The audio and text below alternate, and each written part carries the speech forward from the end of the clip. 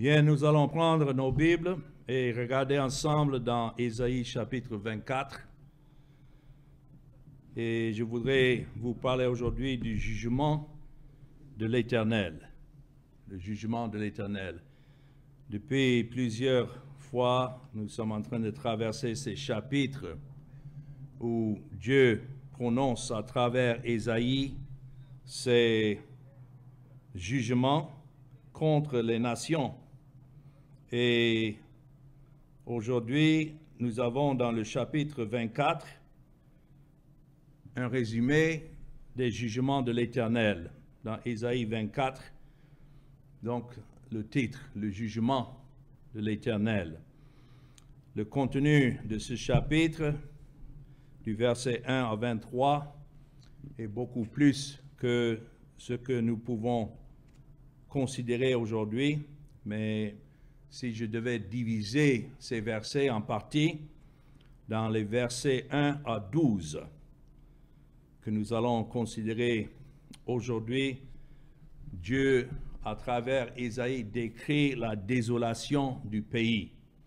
Non seulement du pays d'Israël, contre qui il allait emmener des nations pour punir et juger ce pays à cause de son idolâtrie, mais toutes les nations tout autour.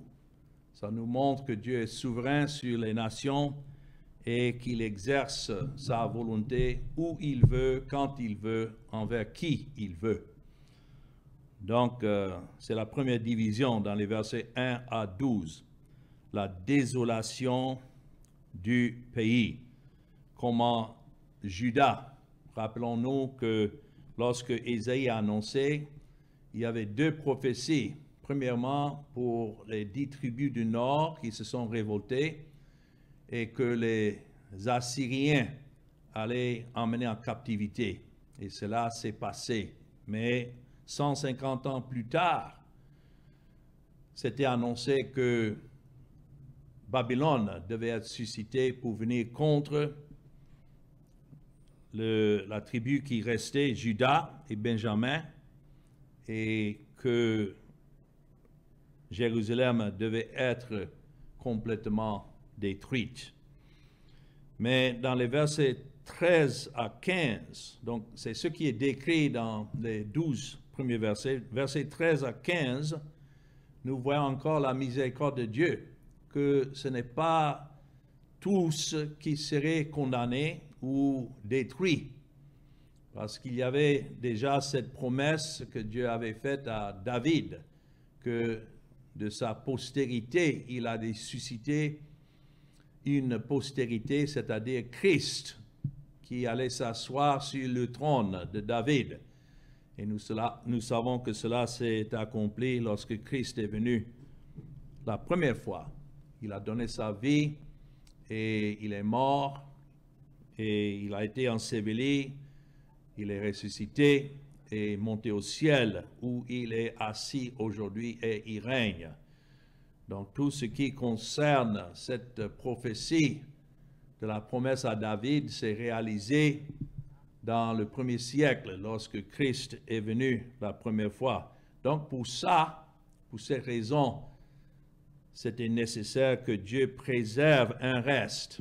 Nous sommes en train de voir ça tout le long de ces chapitres que nous étudions. Bien vrai, il y a le jugement de Dieu, la condamnation de la plupart, mais un reste selon l'élection de la grâce de Dieu.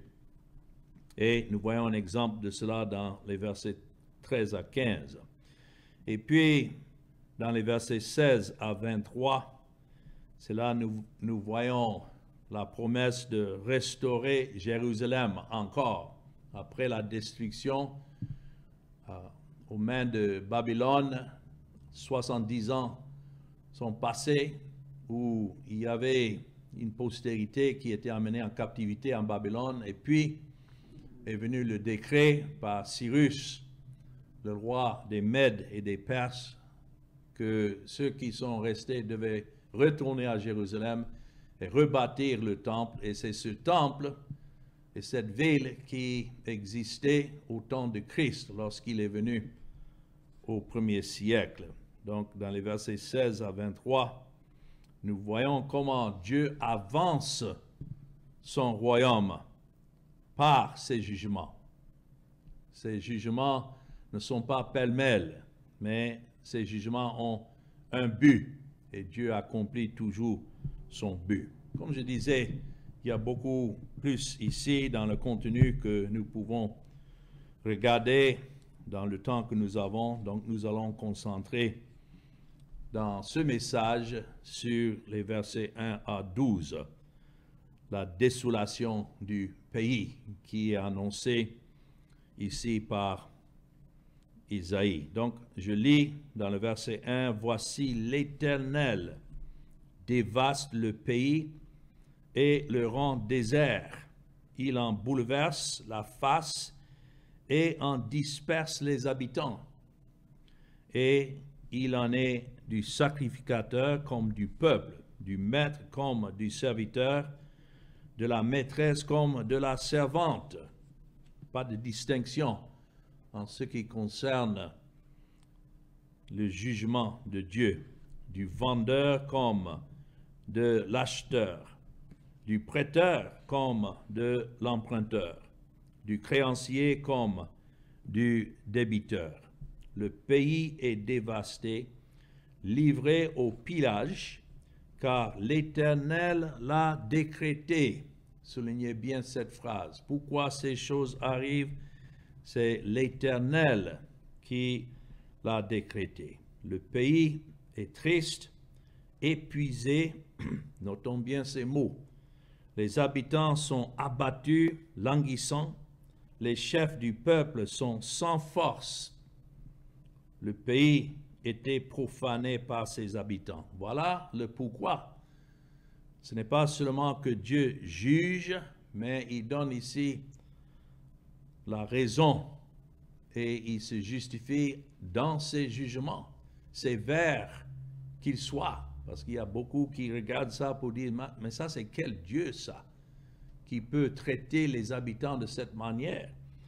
Mais lisons ce que dit Dieu lui-même le juge. Il dit, verset 5, « Le pays était profané par ses habitants, car ils transgressaient les lois, violaient les ordonnances, ils rompaient l'alliance éternelle. » Quand ça parle de l'alliance éternelle, il parle de cette alliance que Dieu a établie par laquelle il allait faire venir une postérité de ce peuple, encore la postérité étant Christ, et le peuple a négligé la signification ou bien l'importance du fait que Dieu les avait séparés d'autres nations dans cette alliance qui avait en vue Christ, et se sont donné une certaine gloire pour dire, non, nous sommes le peuple de Dieu, nous sommes des Juifs, qu'est-ce qui peut nous arriver?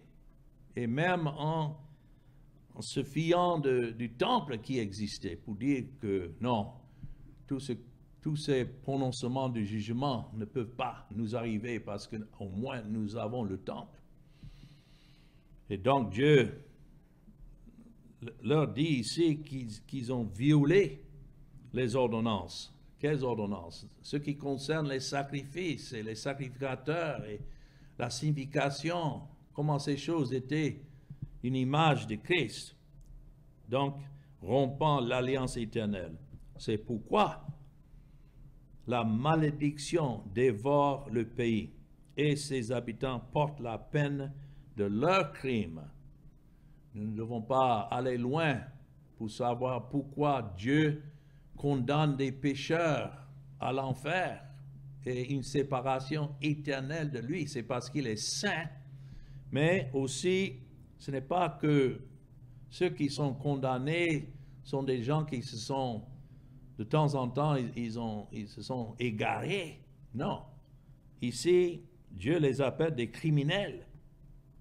Les gens n'aiment pas qu'on leur adresse de cette manière, disant non seulement qu'ils sont pécheurs, mais des criminels. C'est pourquoi les habitants du pays sont consumés et il n'en reste qu'un petit nombre. Ça, c'est déjà une grâce de savoir qu'il en reste un petit nombre.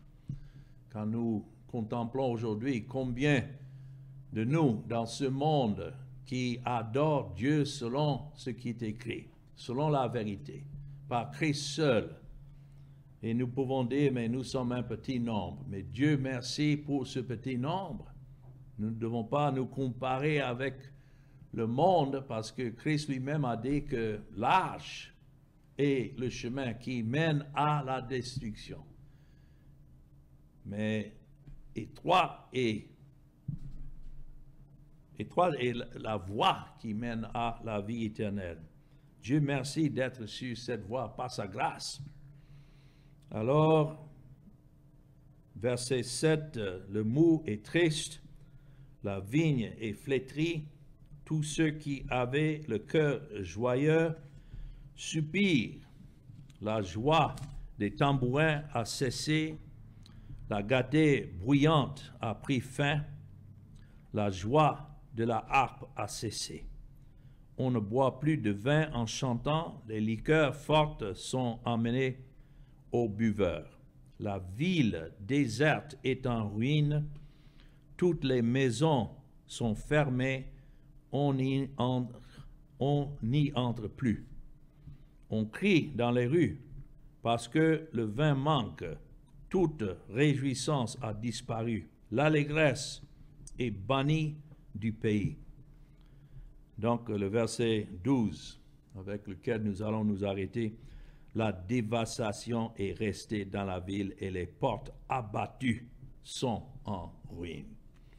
Quelle description alors du jugement de Dieu contre le pays de Juda et contre la ville de Jérusalem et surtout contre le temple que Dieu allait détruire. Et lorsque nous regardons en arrière et nous voyons comment l'histoire déclare l'accomplissement de ces choses, nous pouvons exclamer que Dieu effectivement est souverain et que ses jugements sont accomplis exactement comme il l'a décrété. Alors, nous voyons ici que tous ceux dont les trésors et le bonheur étaient amassés sur la terre étaient maintenant amenés aux besoins et à la misère. D'un côté, je dirais ça c'est une grâce pour ceux qui ont pu être épargnés et qui ont vécu pendant ce temps, de voir que oui, Dieu dans ses jugements avait complètement détruit tout autour, mais les voilà, les objets de la grâce de Dieu que Dieu a épargnés. Mais lorsque Dieu œuvre en ce qui concerne le salut des pécheurs, il faut savoir qu'il amène ces pécheurs-là dans ce même état de besoin et de misère. Dans le mot misère, vous avez, ou bien dans le mot miséricorde, vous avez le mot misère. Dieu est miséricordieux envers les misérables. Alors il est bon donc de s'appliquer ce que l'Écriture dit, surtout de la vanité et de la vexation d'esprit qui accompagne toute chose ici-bas. C'est ce que Salomon lui-même a exclamé dans son livre, dans le livre d'Ecclésiaste, « Vanité de vanité, tout est vanité ». C'est quelque chose qu'il a dû vivre lui-même, de savoir que même s'il avait toutes les richesses de ce monde et tout le trésor et le bonheur, cela n'était rien en comparaison avec ce que Dieu donne dans sa grâce. Et c'est pour nous montrer aussi que le péché a bouleversé la terre. Lorsque Adam a chuté, cela n'a pas simplement affecté Adam, mais a affecté toute sa race, mais il faut dire aussi le monde entier. Ce monde entier gémit maintenant sous l'effet du jugement que Dieu a apporté sur Adam et sa race. Si vous regardez avec moi dans Romains chapitre 8, vous allez voir comment l'apôtre Paul décrit le gémissement de ce monde. Il dit dans le verset 22 de Romains 8, « Nous savons que jusqu'à ce jour, la création tout entière, notons, soupire et souffre des douleurs de l'enfantement. Et ce n'est pas elle seulement, mais nous aussi, nous qui vivons dans ce monde, qui avons les prémices de l'Esprit, c'est-à-dire nous sommes les objets de la grâce par l'Esprit de Dieu ayant révélé Christ en nous, mais nous aussi, dans cette chair, nous soupirons en nous-mêmes, en attendant quoi? L'adoption et la rédemption de notre corps. Cela veut dire à la fin des temps, lorsque ceux qui sont morts en Christ seront ressuscités pour être pour toujours avec lui, et ceux qui sont encore en vie à ce temps-là seront enlevés de ce monde, et puis le monde complètement détruit. Tout ce que nous sommes en train de lire ici de ces dévastations, où Dieu dans ses jugements a rendu un pays fertile au désert et a bouleversé, comme il dit dans le verset 1 d'Ésaïe 24, il a bouleversé la face et a dispersé les habitants. Ça, c'est seulement une petite image de ce qui sera à la fin, lorsque finalement Dieu détruit le monde entier. Mais ça nous montre jusqu'à quel point le péché a bouleversé ce monde. Non seulement le monde extérieur, mais nous savons nous-mêmes, vivant dans cette chair, combien ce péché nous pèse. Et si ce n'était la grâce de Dieu qui nous délivre à cause de Christ et à cause de sa mort à la croix, nous serions tous comme Sodome et Gomorrhe. Ça, c'est ce que nous avons vu dans le premier chapitre même d'Ésaïe.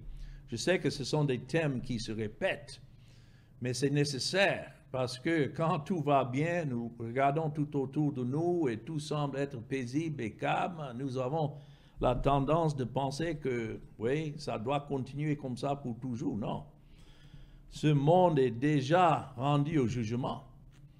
Et ce corps dans lequel nous vivons aussi doit subir la mort physique, même si ce n'est pas spirituel ou éternel à cause de la mort de Christ. Néanmoins, nous allons tous mourir. Notre jour arrive. Donc, nous ne devons jamais nous fier à cette chair, ni au bien de ce monde, parce que la terre est devenue tout à fait différente depuis la chute et le jardin dans lequel Dieu avait placé Adam. Maintenant, c'est le contraire, tout est bouleversé. Et cela selon l'ordre de Dieu. Alors, c'est tout au plus comme une fleur qui se fend entre les mains de ceux qui s'en plaisantent et la déposent dans leur sein. On peut prendre une belle fleur aujourd'hui et poser ça auprès de nous pour dire « Oh, quelle belle fleur !» Mais nous savons qu'avec peu de temps, cette fleur doit mourir. Et le monde est comme ça, dans lequel nous vivons. C'est un monde de déception. C'est pourquoi Dieu doit nous garder pour ne pas que nous pensons qu'il y a quelque bien dans ce monde, ou même penser qu'il y a quelque bien dans cette chair. C'est une déception. Et en fait, en réalité, au lieu d'être une montagne belle, c'est une vallée de larmes. Et même nos enfants qui sont nés dans ce monde, peut-être au départ, on regarde ces enfants en imaginant que ces enfants sont innocents. Mais il n'y a pas d'innocents. La Bible dit que même les enfants sortent du sein de leur mère menteurs. Et nous savons cela est vrai depuis la conception. Donc, nous savons que Et en effet, nous sommes dans la joie quand le Seigneur nous donne des enfants ou petits-enfants. Mais il faut savoir que ces enfants viennent dans ce monde et en comparaison avec l'éternité vont vivre peu de jours, mais plein d'ennuis. Et si nous regardons à nos vies, c'est tout ce que nous pouvons dire de nos vies. Ce n'est pas que nous devons toujours marcher la tête baissée pour dire « Oh, malheur à moi, malheur à moi ». Il faut que nous nous réjouissons de la vie que Dieu nous donne, mais seulement on n'y met pas confiance dans cette vie, parce que c'est pour peu de temps. Et quelle malédiction! Les gens s'amusent quand ils parlent des jugements de Dieu ou bien de ces malédictions. Nous voyons ici avec quelle puissance Dieu agit dans la malédiction pour prendre dans cette terre un pays ou une population même pour complètement disperser, renverser le peuple. Et comme nous avons lu dans le verset 2, il s'agit du sacrificateur comme du peuple. Il y en a qui imaginent que le sacrificateur est au-dessus du peuple, donc ne peut pas être maudit de Dieu. Mais il faut savoir qu'il y a beaucoup de sacrificateurs, beaucoup de prédicateurs aujourd'hui, qui non seulement ils sont maudits de Dieu, mais ceux qui les suivent sont sous la malédiction. Mais les gens ont des regards sur eux, parce qu'ils ne savent pas le Christ. Et ainsi, Dieu les renverse. Ce qui est décrit ici, il rend tout vide et dévaste tous les rangs et toutes les conditions, que ce soit le vendeur ou l'acheteur, que ce soit le prêteur comme de l'emprunteur. Les gens avaient leur affaire et ils allaient tous les jours à régler les affaires du créancier comme le débiteur. Mais je dois dire que le jour que Dieu amène le jugement, c'est le créditeur qui fuit comme le débiteur. C'est le prêteur qui fuit comme l'emprunteur. Le jugement atteint tous, quel que soit le rang.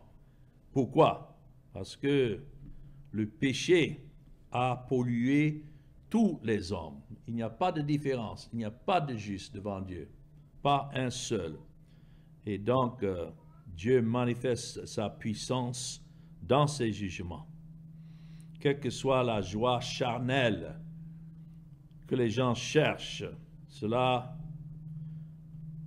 touche sa fin.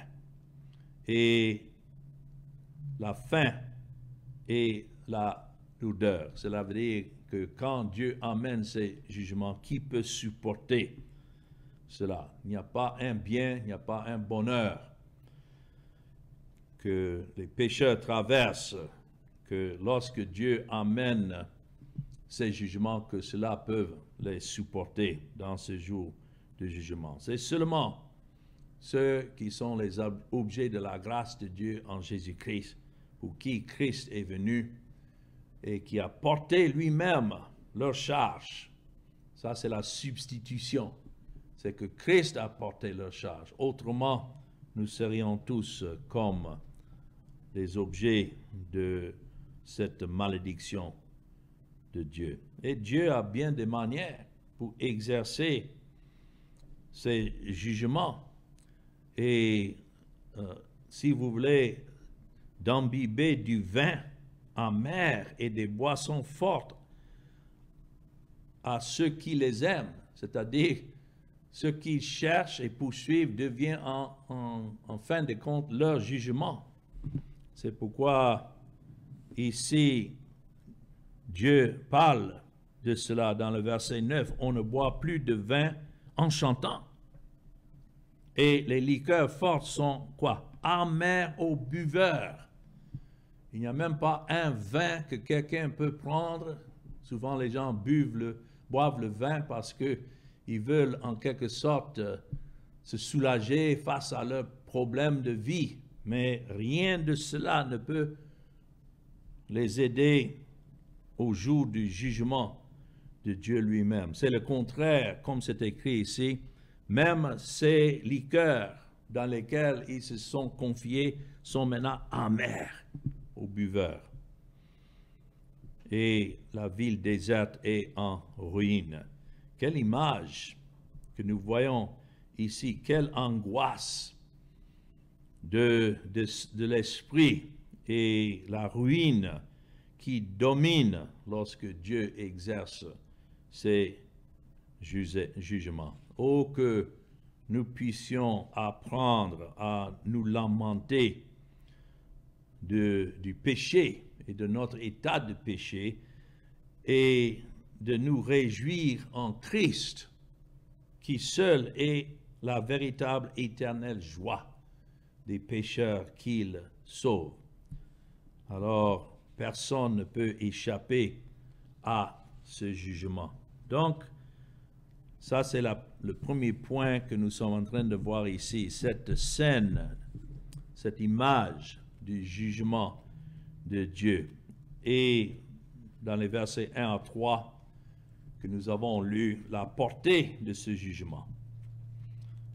Nous savons que c'est Dieu qui rend ce jugement, parce que les premiers versets du chapitre commencent avec « Voici l'Éternel dévaste le pays et le rend désert. L'Éternel rend la terre vide. » Donc Isaïe, à travers cette prophétie, nous dirige à contempler cette scène du jugement de Dieu. Et tout ce que nous voyons révélé ici s'applique universellement au jugement de l'Éternel.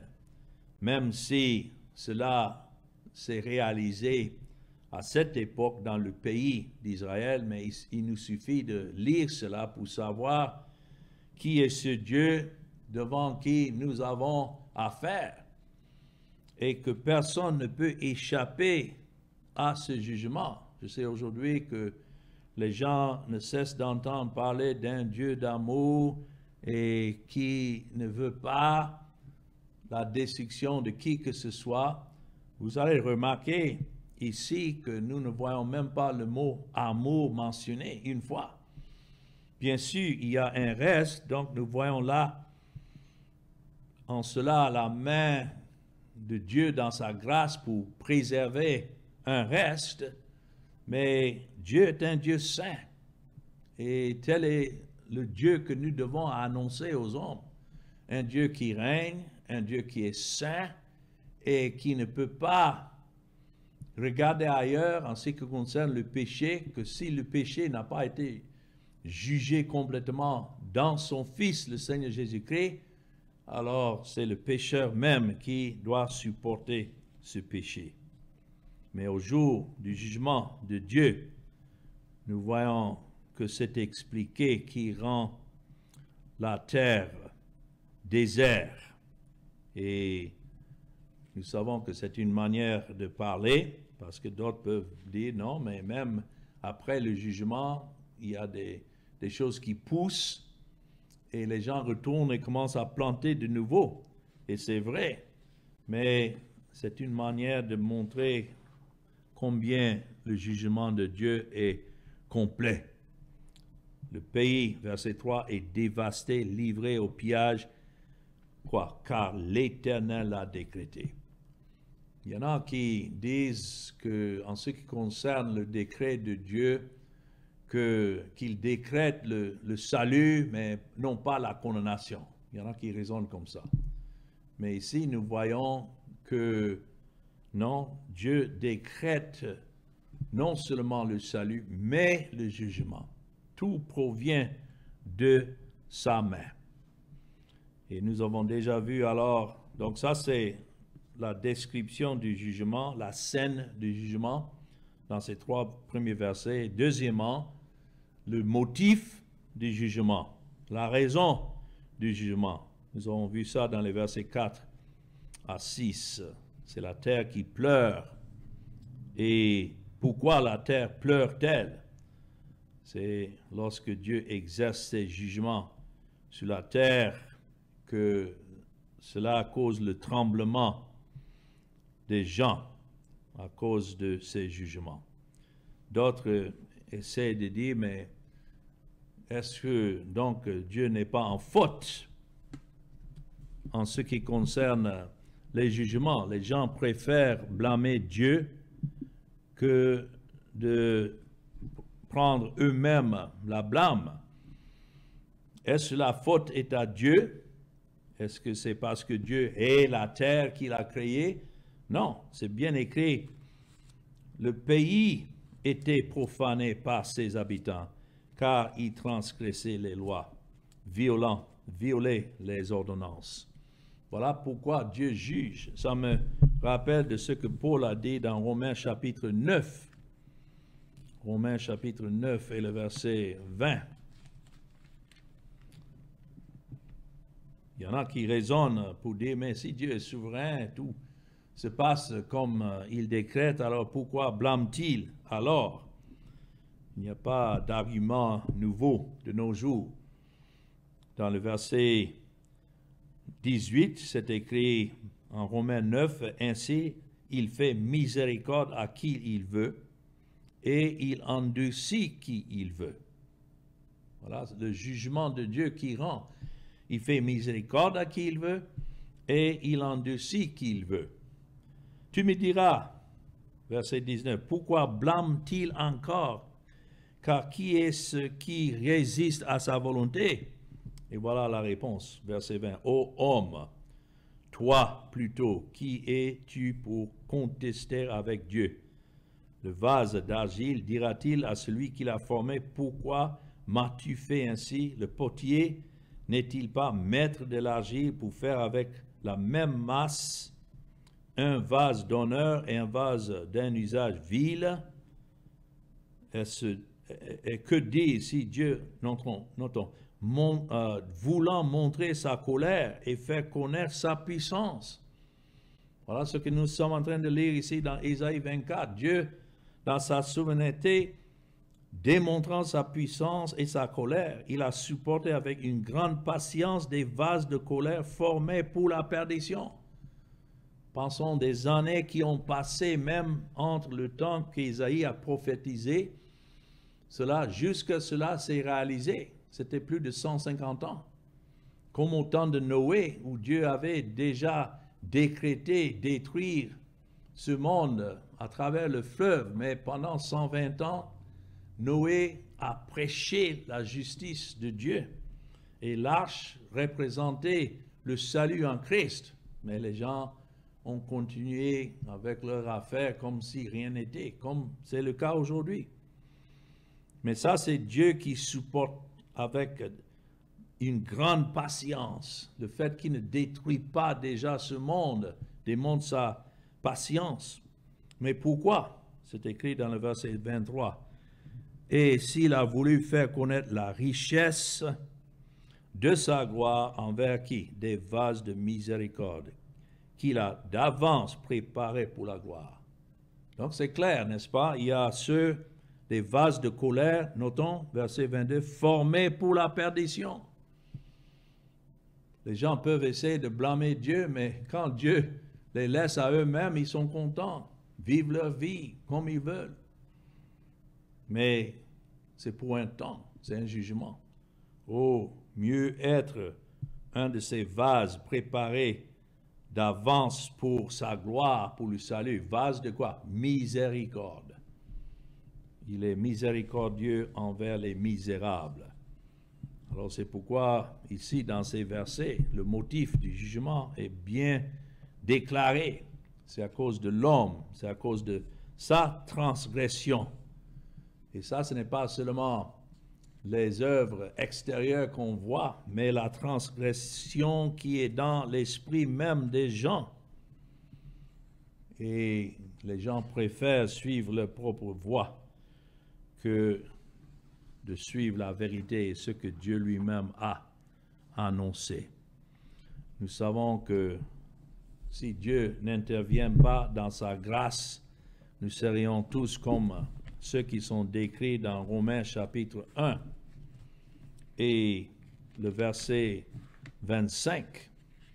Quand je lis ce chapitre 1, je vois combien ce qui se passe aujourd'hui est à la une. C'est comme si nous lisons un journal de nos jours.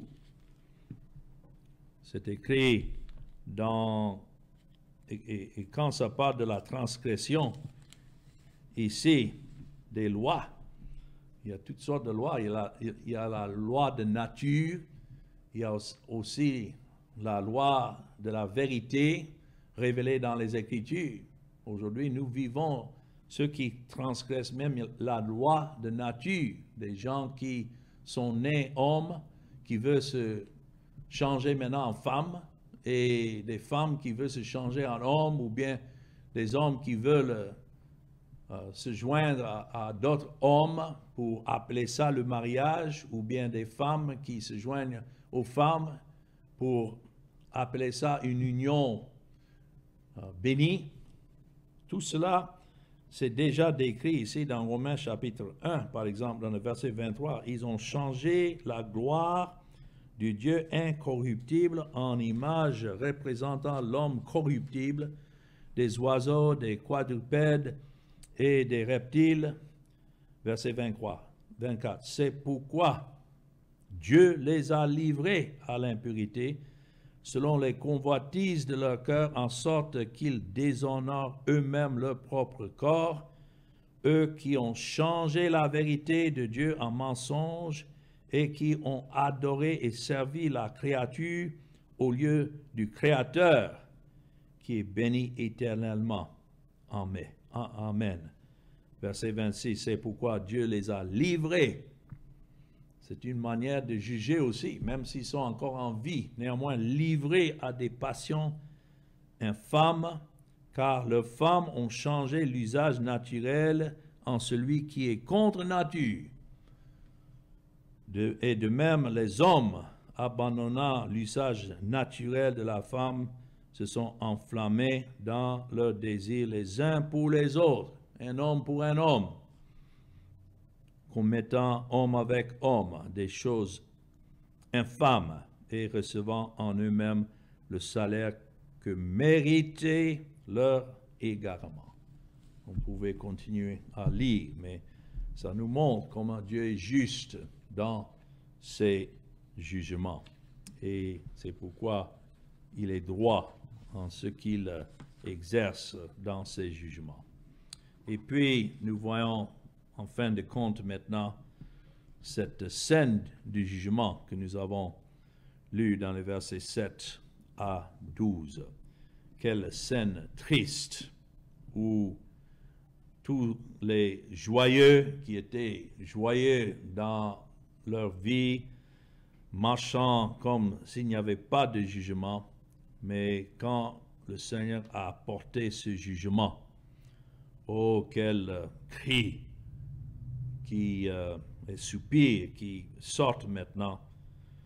C'est décrit dans le verset 7 de Ésaïe 24, le mou est triste, la vigne est flétrie, et tous ceux qui avaient le cœur joyeux soupirent. Oh, mieux vaut si Dieu fasse de nous une œuvre de grâce pour que nous soupirons après lui et après son Fils et la grâce qui est en lui, que d'être laissés à nous-mêmes pour finalement être détruits par nos propres péchés dans le jugement de Dieu. J'entends ce que les gens disent. Ils disent non, mais on doit prêcher le libre arbitre. Il faut que Dieu laisse les hommes prendre la décision et décider pour eux-mêmes. Si vous avez dans votre main une balle et vous laissez tomber la balle, est-ce que la balle va rester là ou bien ça va chuter? Ça va chuter. Si vous prenez l'homme et vous enlevez la main de Dieu de lui pour dire, bon, faites votre choix, il n'y a qu'un choix que l'homme va faire et ça serait toujours pour sa destruction. C'est pourquoi nous n'avons pas le libre arbitre, il n'y en a pas. La volonté de l'homme est souillée du péché, dépravée, et laissé à lui-même, l'homme va toujours agir contre Dieu et contre sa gloire. La race d'Adam, depuis sa chute, est une race polluée. Et ça pollue aussi la terre. Et on peut dire que le chaos est en effet le résultat. Nous ne devons pas être surpris quand Dieu exerce ses jugements. Ce qui doit nous surprendre, c'est plutôt le fait qu'il exerce sa grâce. Et c'est ce que je voudrais voir la prochaine fois avec vous, surtout dans les versets 14 à 16, où Dieu intervient dans sa grâce et sa gloire, malgré l'état des pécheurs. Et heureusement, c'est le message que nous avons à annoncer. Dieu est un Dieu saint, mais il est aussi un Dieu de grâce, et il fait grâce à qui il veut. Il fait grâce à ceux pour qui Christ est venu porter leurs péchés. Mais nous allons voir le reste de ce chapitre la prochaine fois, Dieu voulant. Que le Seigneur bénisse cette parole que nous venons d'entendre. Amen.